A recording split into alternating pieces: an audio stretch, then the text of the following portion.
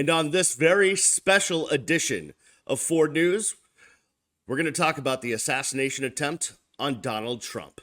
That and more coming your way after this on Ford News.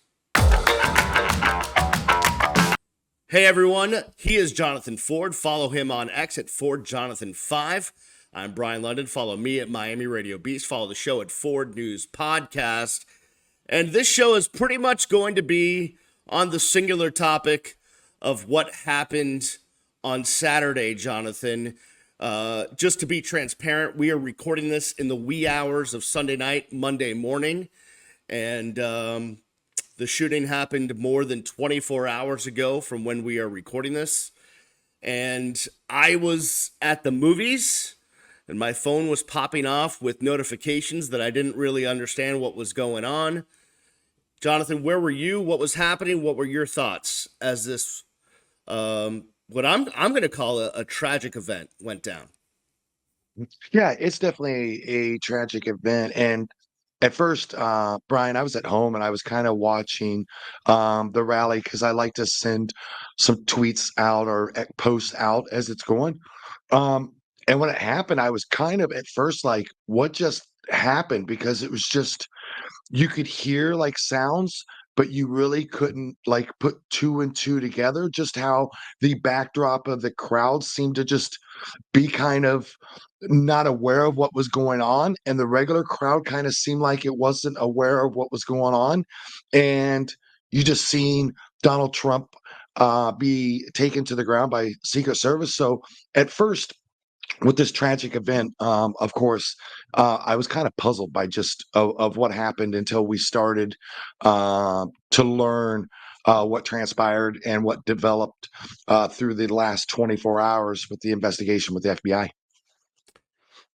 Yeah, so as I was leaving the movie theater, I jumped on my phone and started seeing on X all the videos that were coming out.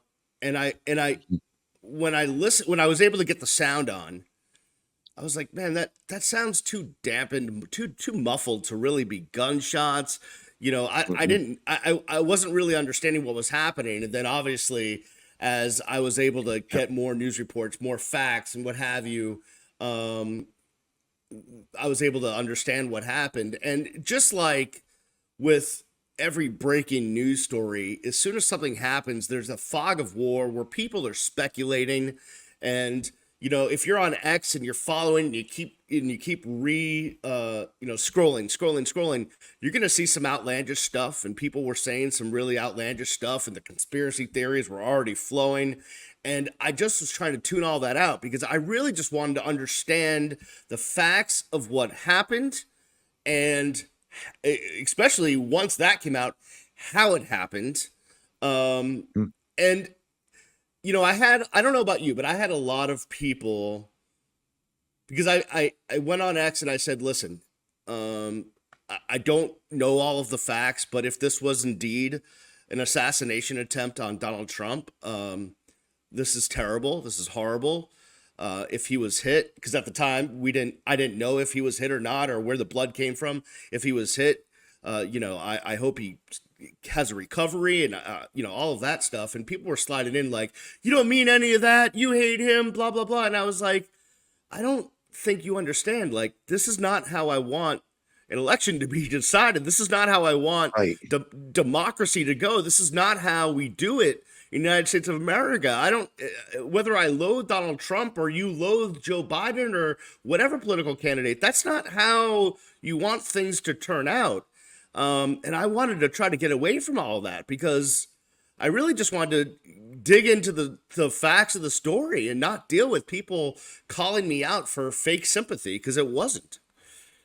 Yeah, and I think me being somebody that's very active on X and where a lot of people kind of I think draw to what my posts are and they um, uh, trust that I'm going to relay to them the right information at the right time. And that's why I've always told Brian yourself, and I've also told even our editor, Matt, to calm down. Let's wait, hold on, let's take a breath.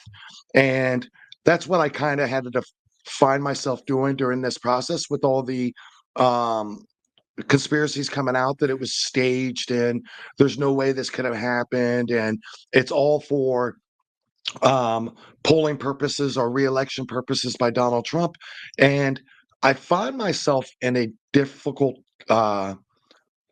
situation mentally on how to process this, because I find myself not liking the political party that I most socialized with, and actually at some points finding disgust within their comments on something that we should all be able to agree on is a tragic event. Now, we can get down to the who's to blame, what type of rhetoric caused this, who was the person. But at this point, the only thing that I was reading and really focused on was that the notion that people would automatically start putting into their mind are spreading for other people to believe, when we knew nothing at the time, nothing from the FBI, nothing from any type of reliable source. I was, of course, searching frantically on my laptop and on my phone, trying to find something. And I wasn't ready to post anything until I knew it was correct. And I think that we were having that conversation with Matt in text messages and trying to filter out what was actually going on. And the one thing that I think all three of us could pride ourselves on is that I think we handled this much better than what some news media out there handled it, and what some other accounts handled it. And I just thank you and Matt for having these conversations with me to make sure that when I did make these posts, that I feel like that we were pretty accurate here on Ford News as far as them hitting the airwaves, to make sure that we're giving the right information.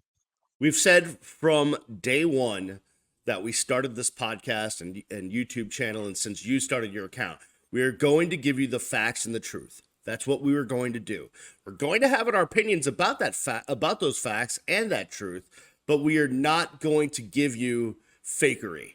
We are not going to give you conspiracy theories that are out on Jupiter somewhere. We're going to give you the facts and the truth. That's the only way that we can go forward with this brand. It's the only way to keep our reputation what it is, Johnathan. And you've instilled that in me since day one. I do want to just we need to review everything that happened. So the president, sorry, my bad. The former president, Donald Trump, holds a rally in a rural part of Pennsylvania, right?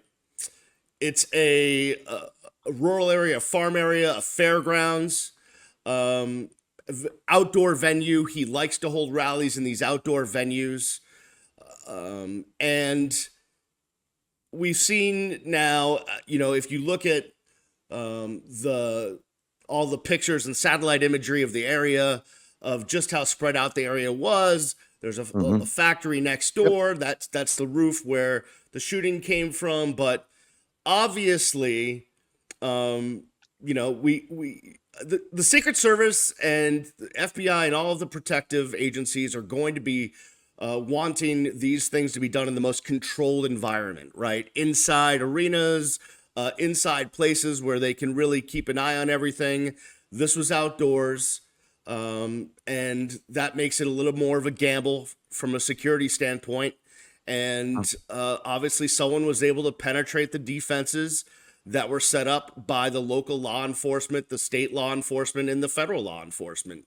And there's a lot of questions out there about how that happened. And I think it's good that we ask those questions, because that could have easily been Joe Biden. That could have easily been anybody else out there in that scenario. Yeah, and it's really good that we ask questions, but that we also accept the investigation that is going to be ongoing, and when we get the results back to the FBI, that we accept that from the FBI and the Secret Service. The one thing that we do know is that just looking at the map, or the overhead of the map, it appears that Thomas Crooks was actually outside the actual perimeter of the rally. So to my understanding at this point of just reading some stuff, and of course we'll wait for the FBI investigation to come out, but I think there's some confusion on right now, even with myself, of who was handling the security in that area. Was it the local law enforcement? Was it the Secret Service? Who was in charge of the security there? And you're absolutely right that this could have been anybody. Could have been President Biden. It could have been any political um, official that was given any type of political speech. And the most important thing for us to do again is to wait for the investigation to come out, uh, just so that we're not spreading misinformation. Because there's also other victims that are involved in this. Like we talk about Donald Trump, but we also have to understand that there was a firefighters that covered his family during the shooting to protect his family and his kids, and he passed away during this, protecting the one thing that he loved the most. And we also have to understand, even though we won't necessarily have sympathy for the shooter, but we also have to understand that he had a family that has a lot of questions and they need answers as well. And the one thing that they don't deserve, just like the firefighter doesn't deserve, is for people to spread misinformation that could hurt them going forward. Because for anybody, the real victims of this, along with Donald Trump, who is a victim in this, they are also victims, and we need to keep them in our thoughts as well. Yeah, we definitely need to remember and honor really the memory of firefighter Corey Comperatore, who, by all accounts, was a hero by shielding his family from the bullets, and unfortunately died in trying to protect his family. And two other people were critically Yes. injured as well. And the former president was centimeters, if not inches, away from losing his life. I mean, bullet grazed his ear. You go a little bit the wrong way, and that's a bad head wound. Our And editor Matt that's just hit it right on the nail in our little yeah, chat with us. He said yeah, that the firefighter is a hero, yeah. and For for that, that family, yeah, absolutely a hero. one hundred I mean, percent. who would think? Um, I thought about it for a while, and I always think about like what would cause somebody to just react that way. And I think that's where you find the compassionate side of a human and the emotion of love from a human, to where you will react putting aside the consequences of those actions. Because I'm sure the thought process that was going through his mind wasn't that if I cover them up, that he was going to die or pass away. What his thought process is I've got to save my family. They're more important to me than what even my life is. And to me, Matt nails it right, nails the hammer right on the nail, that he's a hero. And that's what heroes do. They react and they do something well beyond what most people would do. And they do it without any thought process at all. And I know that you has said his name, but I would just like to honor him and his family, and just hopefully they find peace throughout life. And my thoughts will always be with them. Yeah, and another thing is there's plenty of anecdotal stories about people in the crowd that tried to help him, tried to help the other two that were injured. People in the crowd doing their best to try to provide any kind of help they could to those that were injured. And those stories are going to come out. And listen, it Mm. was a horrible situation, but you try to find the good in everything. And when we see stories of people trying to help their fellow man, that's always a good thing. There's going to be a lot of questions that that we need to answer about this situation, about the security situation, about the way the Secret Service handled everything. I'm still puzzled by the whole. If you heard the raw audio and Donald Trump is saying, "Let me get my shoes," and I'm thinking to myself, is that really important right now? But that happened, and all of that needs to be kind of come out in the after action report, which is what they'll do. And President Biden has announced Mhm. an independent investigation into everything that happened on Saturday. So, heightened security for yeah, Donald Trump. So yeah. yeah, all that stuff. So there's going to be a lot of stuff that's going to come out from this, and we will get to that in the third segment of this show. But what we need to do next is talk about who the shooter was and answer some questions there and get some facts out. So we were going to do a Ford fact check. We will do that on the 20-year-old that allegedly shot Donald Trump. We'll do that on the other side. You're listening and watching Ford News. Welcome back to Ford News. He is Johnathan Ford. Follow him on X at FordJohnathan5. I'm Brian London. Follow me at MiamiRadioBeast. Follow the show at Ford News Podcast. We need to learn more about the 20-year-old man that allegedly tried to assassinate former President Donald Trump. We will do that right now. It's time for the Ford fact check. All right, Johnathan, what do we know about Thomas Matthew Crooks? So we don't know much about Thomas Matthew Crooks, and let's also understand that some of the things that we're even bringing until the final FBI report comes out, even though we feel confident in this information, it's allegations until we get the final report. But the one thing that we do understand, he was a 20-year-old male from a local resident of the Pennsylvania area, right around where the um, attempted assassination of Donald Trump. We do know that in 2021, that he did give a small $15 contribution of some sort to Act Blue.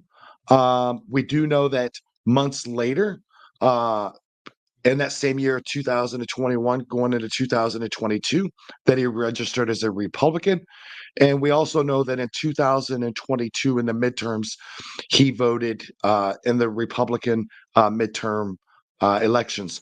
Outside of that, we really don't have much with Thomas Matthew Crooks that's set in stone until we get more of the investigation to come in and more information from the FBI. I think we can feel pretty comfortable because I've seen enough eyewitness reports of people that knew him that, he had a hard time, I think, in high Mhm. school, a bit of a loner. And, there was an account on NBC of someone that did go to school with him that said, that he got bullied, that he got picked on. I'm not sure if that's been corroborated by other friends of his, but certainly wasn't, didn't have a huge social media profile, right? Didn't have a ton of X posts, didn't have a ton of Instagram posts, wasn't, didn't have a bunch of TikTok videos, didn't have a bunch of that. As a matter of fact, Johnathan, and I think you did a good job of this, there were so many fake profiles being thrown around the internet of the shooter that it was hard to tell what was real and what wasn't fake profiles, fake names, fake pictures. All this stuff was going around on Saturday, and Yeah, you did a great and there was fake. job. Yeah, Yeah, there was fake videos that were coming out that basically was stating that, as far as Thomas Matthew Crooks, the person that we had got it wrong, and that person later on, and I could put his name out, no need to do that. But later on, he took it down, and that's where we have to learn to filter what's true and what's not true and not go off of impulses. But Brian, when you talked about just a minute ago about him being students referring him, Thomas Matthew Crooks as a loner, they also said that he was bullied. He was extremely conservative views. That has been backed up by two other students. So their stories are kind of meshing together of who Thomas Matthew Crooks was. One of them actually told a story that kind of stuck out to me. And once again, this is an alleged story by a student that went to school with Thomas Matthew Crooks. Is he said he was in a political class with Thomas, and the teacher at one point asked them to separate themselves in the classroom politically. And he said everybody pretty much went to one side, few more went over there, but he said Thomas kind of went over in his own little area as a conservative, and they said that that's kind of how he was as a person, even in school, is he kind of went his own way or his own path. But the one thing that also they kept bringing up that was kind saddened me for him a little bit was that two of them said that he was relentlessly bullied. So I would imagine that there was some things going through Thomas's head leading up to this that we may never know. Yeah, we're gonna look. The FBI, the Secret Service, everyone's looking for motive. We're looking for motive. Why would he do this? And sometimes you don't get an answer. I mean, if you think back to the gentleman that tried to assassinate Ronald Reagan, he was doing it for attention from Jodie Foster in Hollywood. That was his And let's motive. also understand he's got such low, and I've searched all the social media accounts too for him as well. And there's real no defined ideology that he Right. gives on any of this. And the FBI kind of came out and said the same, is that there's nothing that shows any type of motive at this time or any type of ideology that would lead them to believe that he was about to attempt an assassination on a former president. I want to talk about the gun for 1 second. We do know that it was some sort of a long gun semi-automatic weapon. Hmm. As to Hmm. the exact make and model, I haven't seen that put out by the Secret Service or the FBI yet. But there's questions as to how he got the gun. Did his dad buy the gun? Obviously in Pennsylvania, you can buy a gun before you can drink a glass of alcohol. The ages and it's a state where, especially in the rural aspects of Pennsylvania, where there's people that go hunting, there's people that have guns, uh, there's people that obviously believe in the Second Amendment. So that it's not out of the ordinary in Pennsylvania for someone to have a gun. It's just it's kind of part of the culture and part of that state. So we'll be looking at that, right? How did he get the weapon?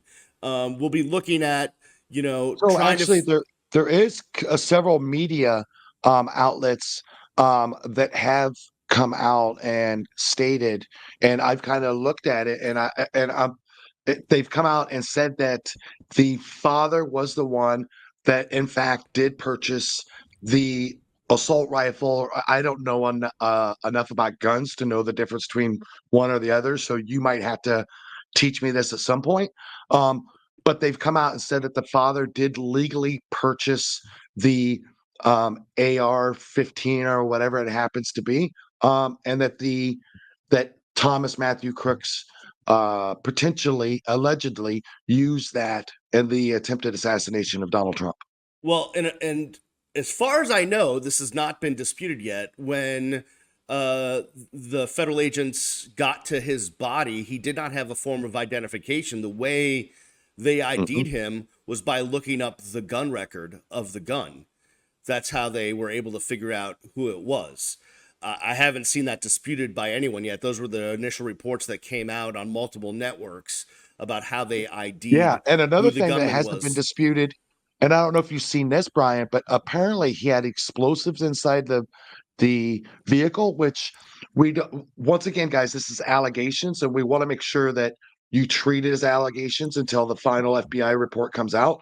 But there's multiple news media outlets that are reporting that there was explosives inside the vehicle. And you're right, Brian. I did see a report where the firearm or gun actually led them to being able to identify Thomas Matthew, but I think it was still through his father's name, and that's how they're able to identify Thomas. But of course, this will all come out Right. shortly in the FBI report. Yeah, no doubt. So one thing I did want to talk about, because as we're recording this in the middle of the night, Sunday night, Monday morning, yesterday, I'm talking Saturday night, there was a lot being made about he was registered as a Republican, but there's this Act Blue donation. And there's been people out there that said it was someone else that donated to Act Blue and whatever. We can push that aside for a moment. But what I wanted to say about Act Blue is, because I actually have experience with this, is a lot of times you'll see a piece of merchandise on the internet, right? And the example that we were talking about before the show is, because if you look at the Act Blue, it's specifically for a voter turnout, a cause that where the $15 went to. So he could have seen a shirt that says, "Hey, get your ass out and vote," right? On the internet. And he's like, "Oh man, that's a cool shirt. I'm going to buy it." So he buys it.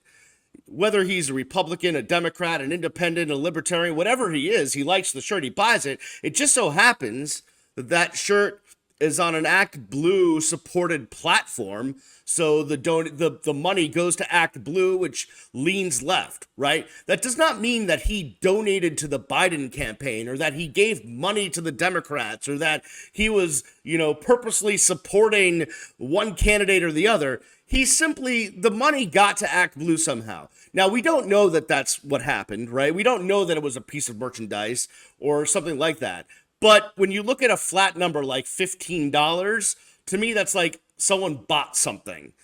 I don't know that. I'm speculating, but that's just, we don't know in other words, we have no idea what he was thinking when that money went to Act Blue, or how it got there, or what it was for. So let's not go out there and go, "Hey, this guy, he was supporting Biden, but then was a Republican." That's not at all true. We don't know that. Well, the one thing we do know is that he was 17 years old, so he was extremely young, and that his political affiliation or his ideas could have changed at 17 years old very rapidly. Well, I mean, so if you want to extrapolate here, the Act Blue purchase or donation came, January 20th or something like that of 2021. So we're talking just after January 6th. We're talking all sorts of stuff going on in this country. And then 8 months later, he registered as a Republican. And in that time, who knows what happens with his political views or what have you. We have no idea. So I don't think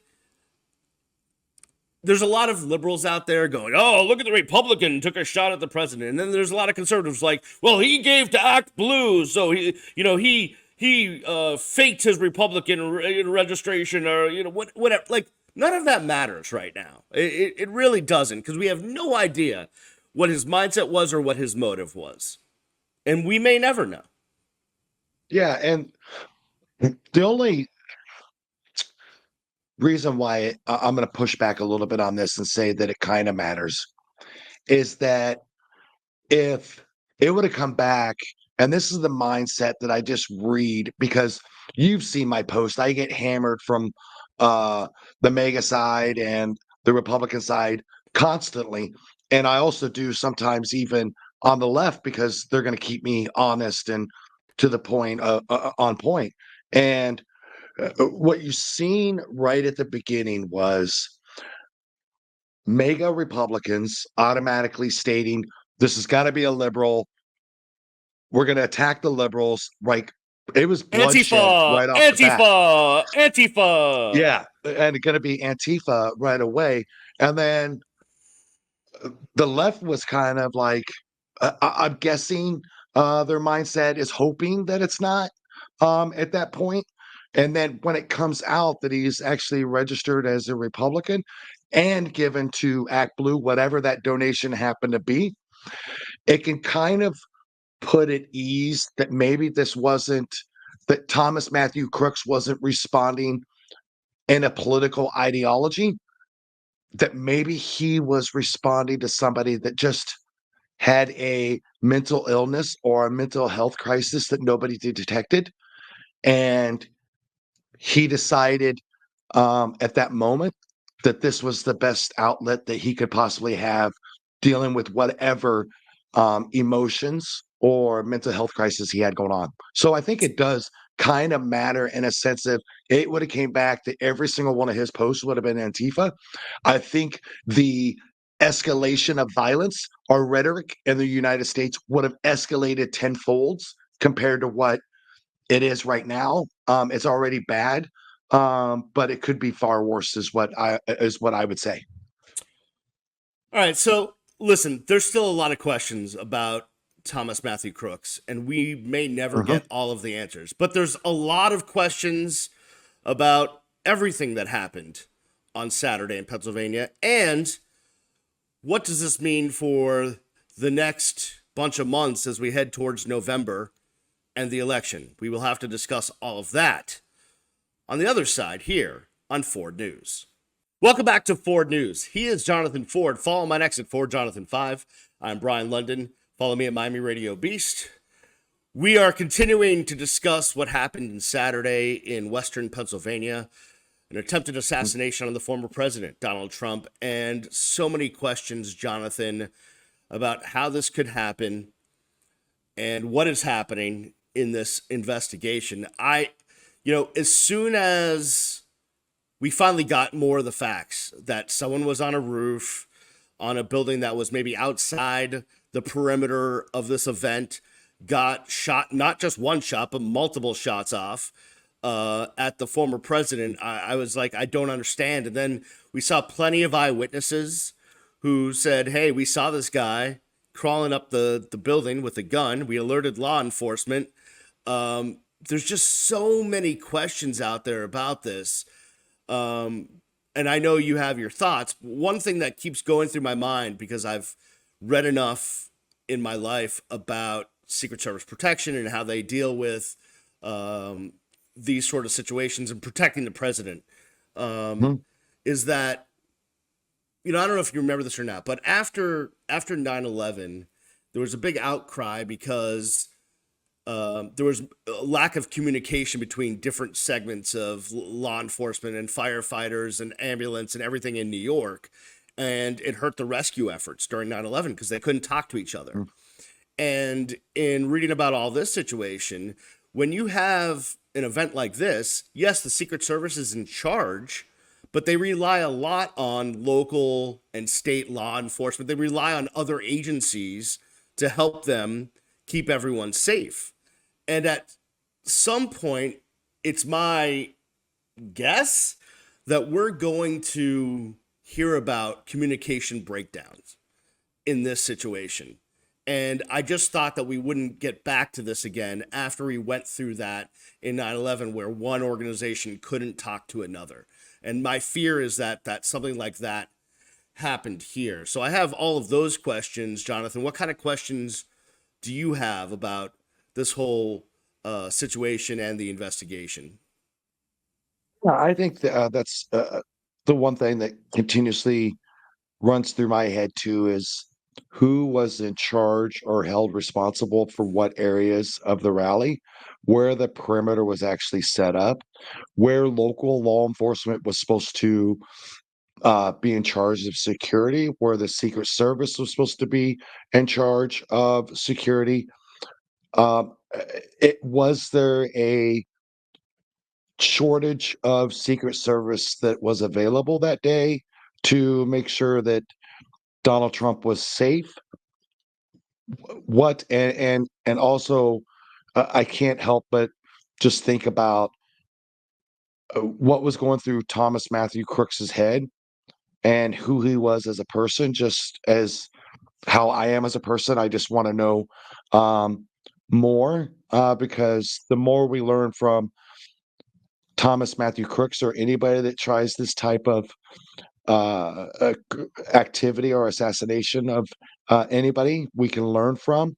But also, you kind of hit the nail on it earlier when you talked about what Donald Trump was saying and the huddle with Secret Service about his shoe, what the Secret Service was thinking, allowing him to stand up open to Yeah. possibly more shots. And just a lot of questions are going to be, of course, unanswered for a lot of people in the United States. And the one thing that I liked about President Biden's speech from the Oval Office tonight is that he promises transparency, swiftness of the investigation, and that all the investigation will come out and the American people will find out exactly what happened. And that's really where my questions lay. We can go down my political views as far as it or my opinion, but as far as questions, that would be the questions I'd have for the Secret Service. I have two other questions before we get to the politics of it. Is one, how come we haven't heard from a medical director or doctor that treated former President Trump at the hospital about his injuries, Mhm. about what Yeah. tests were done? I've never seen a situation where there was this major news event that involved someone being, struck by a bullet or shot at, that was taken to a hospital, that was treated, in which someone didn't come out and give a statement or release a statement or anything like that. I've seen nothing on that. So that's one Especially a question. The former other, president and the yeah, Republican nominee. exactly. And the other thing is, where's Kimberly Cheadle, the head of the Secret Service, been? The director of the Secret Service. How come we have not? Again, we are recording this in the middle of the night, Sunday night, Monday morning. By the time you listen to this, maybe we'll get the answers that I'm asking the questions to. But we have not heard from the director of the Secret Service directly in a press conference. There's been certainly statements by the Secret Service spokesperson and all of that on X and what have you, but we have not heard from the director of the Secret Service. You had a protectee almost get assassinated. How have you not given a statement yet? How have you not spoken to the American people? That seems Hey, Brian, it seems appears that odd. there's some news that's just coming in right now, and Okay, it give it appears to me. that Attorney General Merrick Garland is actually going to take over the head of the investigation and be point person for this entire investigation and not the Secret Service. If I'm reading this correctly, it just came across my screen, is that basically he is taking charge of the investigation on the attempted assassination of Donald Trump. Well, listen, that's not surprising because the first of all, the investigation was being led by the FBI. The FBI reports to the Department of Justice. The head of the Department of Justice is the Attorney Mhm. General. So Yeah. that makes Yeah. perfect sense. And just as you're saying that, what do I see on my X feed? I see a bunch of MAGA saying, "Don't trust the FBI or the DOJ. Don't trust Merrick Garland. Don't trust any of that. Don't trust them because that's what you're going to get." And that leads us to the political fallout from this, Jonathan. You mentioned President Biden. And I think in all of these circumstances, in any kind of a national incident like this, you always want the president to be someone that is going to be reassuring, that is going to be kind of like your dad, your granddad, uh, making you feel like it's going to be okay and kind of toning things down and setting the right tone and all of that stuff. And I think President Biden has been dead on in all of his remarks that he's given so far and exactly what this country needs. And I think I've actually seen some people on the other side saying what President Biden is saying is actually, Yeah. I believe in what he's saying right now.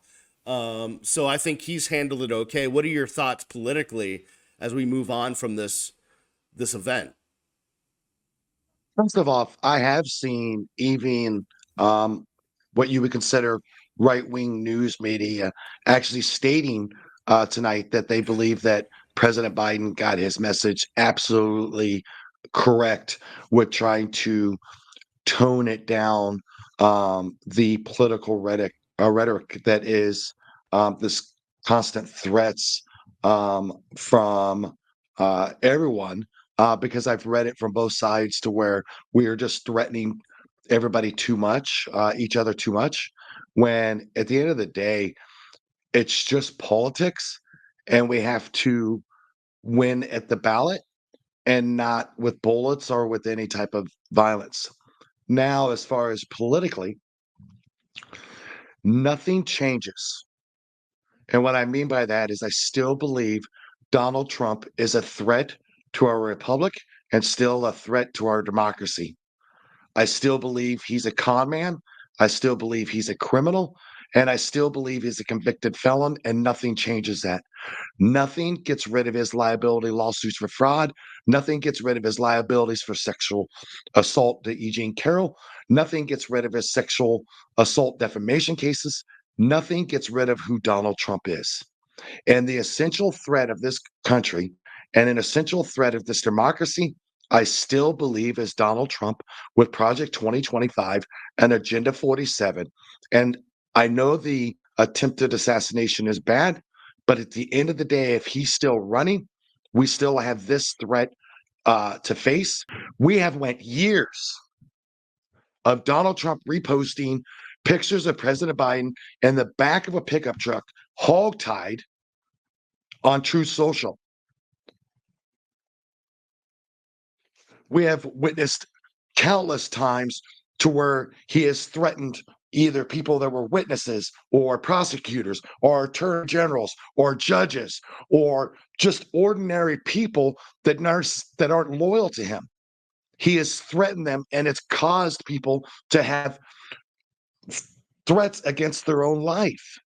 We have Eric Swalwell, who is a representative in the House that just got through a court case because he was threatened. We have Gretchen, the governor of Michigan, that just went through a case to where there was a plot to kidnap her. We have former Speaker Nancy Pelosi's husband, who was beat with a hammer that Don Jr. made funny comments on what he thought is comical of underwear and a hammer and said, "This is my Halloween costume." Like, where are we at as a nation when we're talking about President Biden just basically stating that he is past the debate and that his political bullseye is on Donald Trump? But that is what we're going to focus on instead of the 7 years of complete hideous behavior of Donald Trump. Everything you just said, I agree with 100%. Jonathan, you could not have said it any better. That was as eloquent and well done as you've ever done. For me personally, at least on X, I'm giving myself a 48-hour to 72-hour period of not going hardcore political on X. Mostly because I'm a news, like a pure news junkie, and I'm just right now more into the investigation and all of that stuff. So that's kind of where I've put my focus, but certainly I'll get back to it. The real thing is this. It would take someone that's completely brainwashed not to admit that the violent talk, the violent jargon, the violent speech has predominantly come from the MAGA side of things throughout the last 8-9 years, right? That's where the threats have come from. You don't really, I mean, there's a few. Certainly there's a bunch, there's a bunch of crazy people on every side of the political spectrum. But there's not a ton of liberals threatening violence against right-wing politicians. That's just not the MO of the liberal side of things. It has happened. Certainly it has. But it's not as big of a percentage as it is from the other side. And one thing I normalize this behavior, and that's where my problem is. It's normalized behavior. And now just because an assassination attempt, and again, I'm going to say it, that it's horrific, but it doesn't exclude the 8 years other. And I personally, and I can congratulate the president on a great speech in the Oval Office. I think it was absolutely phenomenal. But as far as politically, I am not at the point where I am ready or able to unite with people that continuously have threatened my life on TikTok, who have continuously threatened my life on X, And I don't think that I will ever be to that point to where when I just voice my views in the news and I'm constantly harassed, doxxed, or threatened my life, I will probably never be at a point in my life where I'm ready to unite with MAGA, unite with Republican, or vote Republican ever again. I'll say this. Listen, I have plenty of people in my life that support Donald Trump.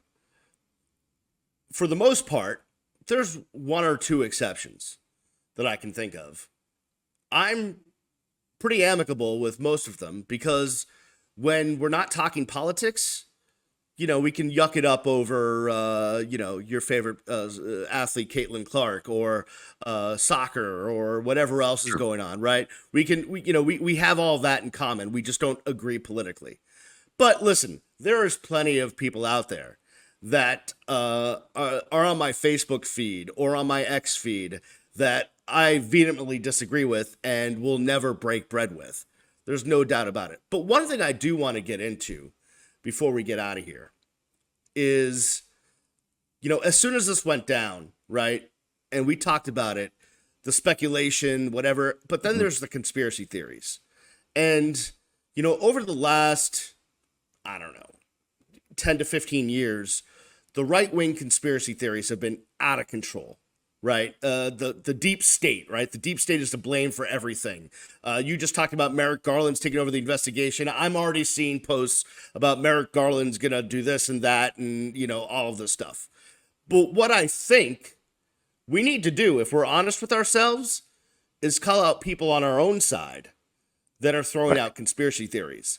Because there are certainly liberals and progressives right now all over social media throwing out all sorts of crazy political theories and conspiracy theories and all sorts of things that are just crazy. And if we're going to call out the right for doing that, then we have to call out the left for doing it too, because we're supposed to be the party that's not crazy. And we're not attracting people to this party if we're going to act crazy. Because you might get people that will leave MAGA, that will leave that side of things because, listen, I can't deal with this craziness. But they may look at our side and go, well, they're being crazy too, so why am I going to go over there? So enough of it. We gotta just stop. Stick to the facts, people. You're only going to get your message across if you're believable, and stick to the facts. It's honest. Let's just be honest here. And I'm talking to people that I have political affiliation with and agree 99.9% of the time. But the conspiracy theories that I am seeing, even on the left, like Brian said, is no different than Alex Jones dismissing the Sandy Hook families with their innocent children that were unalived.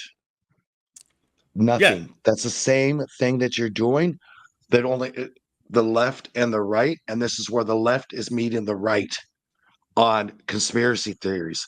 So we were always the party that sympathized with tragic events, embrace them, and learn from them.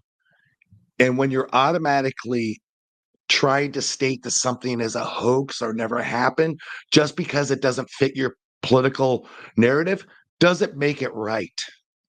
And we're better than that. And we have to be better than that, because the only way that you will find peace in your life, and the way that I find peace in my life, is knowing tomorrow I will be better than today, and that facts will always outweigh falsehoods. I could sit here and be a clickbait with 122,000 followers on X, and I could rack up all the monetization in the world. But instead, the facts have always been more important to me. And that's where we need to be as a political party, is that the facts will continue to guide us and guide us to the truth. So as people are listening to this, because again, we're taping this late Sunday night, early Monday morning. This will come out sometime Monday, depending on how much sleep I want to get. But as people are listening to this, Johnathan, the Republican National Convention is getting underway in Milwaukee. And we will see how the Republican Party and their nominee, former President Donald Trump, moves forward in a political fashion. Whether they try to use this, and they've already used this to try to sell merch and get donations, and they're sending out donation emails and texts. I even got a text. I've never donated to a Trump cause in my life, and I somehow got on a list and got a text for asking for money. So they're already using it, but we'll see what happens at the convention. The interesting thing is, does this event switch any votes, change any minds? I want to get your thoughts, but my thought is, if Donald Trump were a sympathetic figure, maybe, but that's not, he tries to play the sympathetic figure, but he isn't sympathetic as a figure. That's not kind of his MO. I think his people that are already on his side are going to be sympathetic, but I don't think votes are changing because of this. And as you said, listen, it was a tragic event, and no one should, that's running for political office should face an assassination attempt.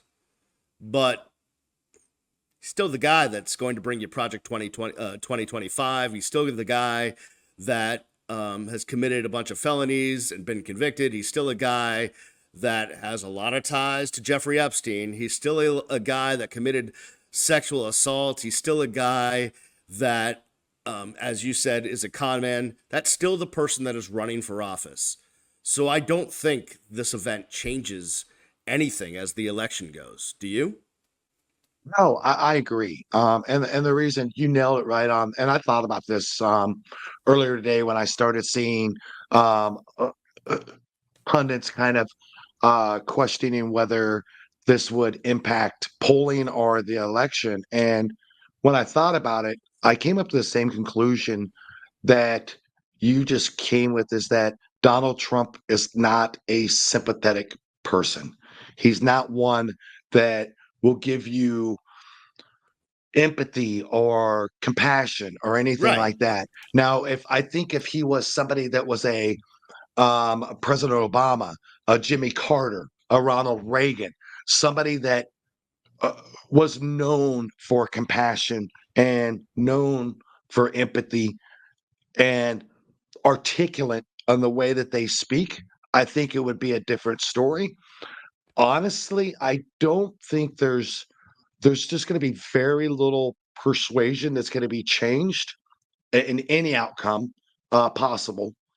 And that's going to be with the undecided voters or whatever voters that the third party leaves open. But it's not going to persuade any voters at this time, I do not believe. And honestly, I think if you have the argument that Donald Trump got a couple votes for the assassination attempt, I would argue that President Biden tonight got a couple votes for how sincere and empathetic he came against a political opponent and basically stopping, even though Donald Trump is still running fundraisers after fundraisers out off of this assassination attempt. You have President Biden who's basically said, hold on, I'm putting a stop to everything right now. The most important thing is to ease tension, but you have tension that is still being fueled by Donald Trump. Well said. I think we'll end it right there, Jonathan. You have been more than eloquent this evening on the events that have happened on Saturday and what we look forward to in the future. So we will follow these events. Continue to follow us all on X. Follow myself at MiamiRadioBeast. Follow Johnathan at FordJohnathan5. We have to thank our double secret editor, Matt, who is plays an integral part. Yeah, Matt who's down in the basement plays an integral part in what both of us put out there, both on this podcast, YouTube, and Absolutely. on X. Yeah, no doubt about it. So we thank, as always, Jonathan, we thank everyone for watching and listening. We couldn't do it without these people that support us. and we appreciate them, no doubt. And we will talk to everyone next week. Hopefully, it's a peaceful and safe week for everyone. We'll see you next time here on Ford News.